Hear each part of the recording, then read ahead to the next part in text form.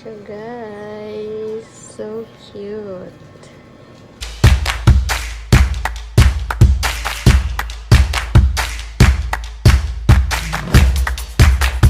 About the existing projects, to come up with the existing presentations in a detailed manner na kung gaano talaga yung mga na-implement yun through the years. Pakita nyo.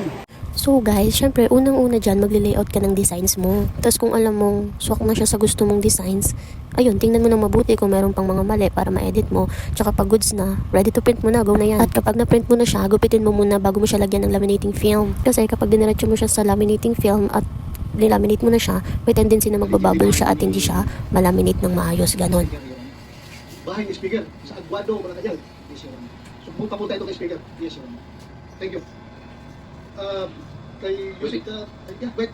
Pakidescribe mo nga, ano ba yung lugar doon? Kasi ako pupunta rin ako ng Malacanang. Ano yung bahay ba yun? Building?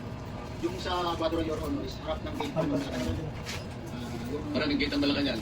Anong gate? Gate 4, harap ng gate 4 siya, Your Honor. Thank you. Magagamit at kung sila po ay hindi tapos guilty. Ayun po ang kailangang i-evaluate dito. At syempre, yung iba pang ebidensya kinakailangan na ilabas. Kasi ang hinahanap po natin dito, yung buong katotohanan nila. Salamat, Secretary. Ang dahil sa hindi pagiging immune, from suit. At pagkatapos mo nga ma-print, magupit, malaminate and everything, butasan mo na siya para paglagyan mo nung tali-tali. Di ko alam tawag dun, basta ginagamit yun siya pang keychain, pang lagay sa bag, ganon.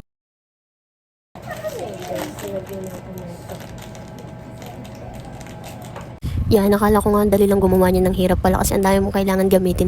Buti na lang kompleto ako sa mga gamit ko. Though, di pa naman siya sobrang kompleto, pero kinukompleto ka talaga kasi ang hilig ko mag-crafting ng kung anong anik-anik ganun. Kung hindi nyo natatanong guys, mahilig po akong bumili ng mga notepads, mga notebooks, pero hindi ko sila sinusulatan. Kaya kinaadikan ko talaga yun, kaya nagka-printer ako, gumawa ako ng sarili kong notepad, ng mga memo pad, ganun.